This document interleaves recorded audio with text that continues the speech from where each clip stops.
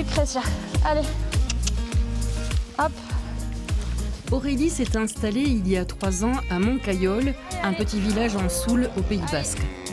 Après une solide formation agricole, elle gère seule 40 blondes d'Aquitaine, 25 veaux et 15 vaches gestantes.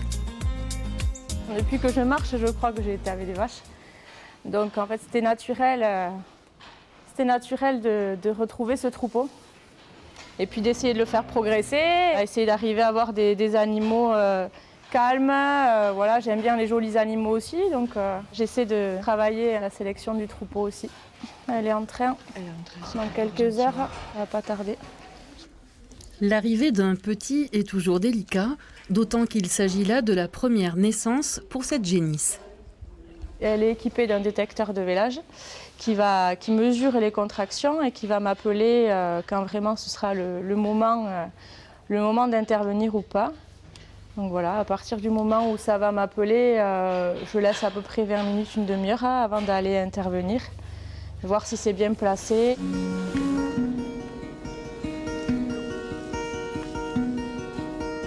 Allez, pousse. Voilà. Là, allez. Ça fait un peu mal. C'était un peu musclé, hein. Ça va? Voilà, elle le sent, elle l'aime, elle sait, elle reconnaît l'odeur. Vous voyez? C'est là. Pour moi, ça, c'est le plus beau. Quand elle le reconnaît. Allez, les filles. Chaque vache donne un veau par an, commercialisé par Achoulia. La collaboration avec cette coopérative locale aide les jeunes à écouler leur production. Mais aujourd'hui, l'augmentation du prix des protéines, du carburant et une consommation de la viande à la baisse ne facilitent pas les choses. Que je garde. Ça, c'est le renouvellement. Les deux aussi là-bas. Quasiment tous les mois, je suis l'évolution de l'engraissement. Donc je passe, je vois avec les éleveurs s'il y a des problématiques sur l'élevage quelconque, trouver des solutions s'il y a besoin. Bon, ici on est sur un élevage qui est quand même rodé au niveau de l'engraissement. La blonde d'Aquitaine demeure l'un des fleurons de l'élevage bovin français. Au Pays Basque, un label Erico reconnaît de plus qu'elle est née, élevée et abattue sur place. Malgré tout, une vingtaine d'éleveurs ont décidé d'arrêter cette production. Il nous faut aussi une reconnaissance de la part de la société. Il nous faut de la reconnaissance sur nos prix de vente. Parce que l'année qui vient de passer est très dure. Bon, les perspectives sont quand même assez floues, quoi.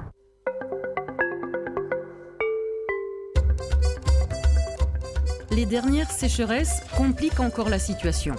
Pour s'en sortir et acheter le moins de céréales possible, certains misent sur une autre race endémique qui avait disparu.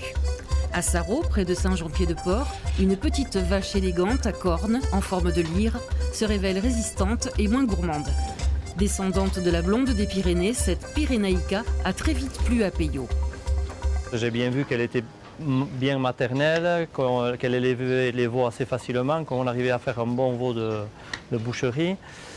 Et à partir de là, on s'est monté entre copains un collectif, une association, et on a essayé de développer un peu entre tous la race. On en a mis quelques-unes chacun, et là on est plusieurs à en avoir le troupeau entier. Aujourd'hui on est satisfait, on a une clientèle qui est contente de nos produits. Regroupée au sein de Bélaoun, une nouvelle coopérative créée en 2015, la vingtaine de producteurs de Pyrénaïca espèrent un développement côté français et pourquoi pas d'ici 10 ans un label spécifique.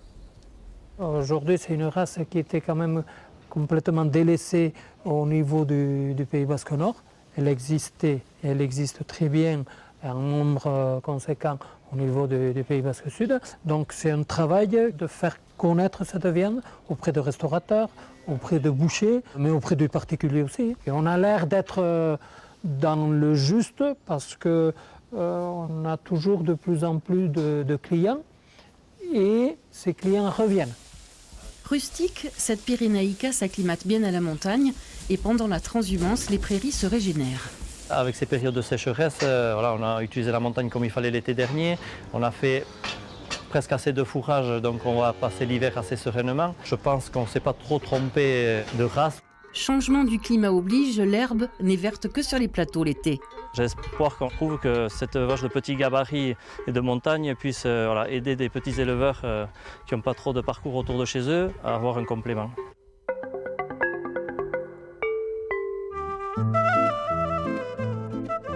Allez, allez! Une autre race de vaches à viande séduit de plus en plus de jeunes agriculteurs. D'origine écossaise, elle s'adapte bien au Pays Basque, c'est l'Angus, sans cornes et à la robe rousse. Félix Noblia s'est lancé dans cette production il y a 10 ans. Ces vaches mettent bas facilement et produisent beaucoup de lait pour leurs veaux. C'est une race qui amène beaucoup de facilité d'abord pour l'éleveur. Les animaux naissent plus facilement, donc les veaux quand ils naissent se lèvent directement, se mettent directement à téter. Enfin, ça demande beaucoup moins de travail. Ensuite, c'est une vache qui peut s'engraisser directement avec de l'herbe, c'est-à-dire juste en pâturage, on arrive à mettre du gras persillé à l'intérieur de la viande.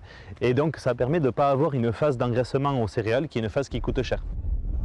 Confronté au manque d'eau, paysan et chercheur à la fois, Félix travaille beaucoup sur ses graminées. De plus, il va réduire son troupeau. De 150 têtes, il va passer à 100.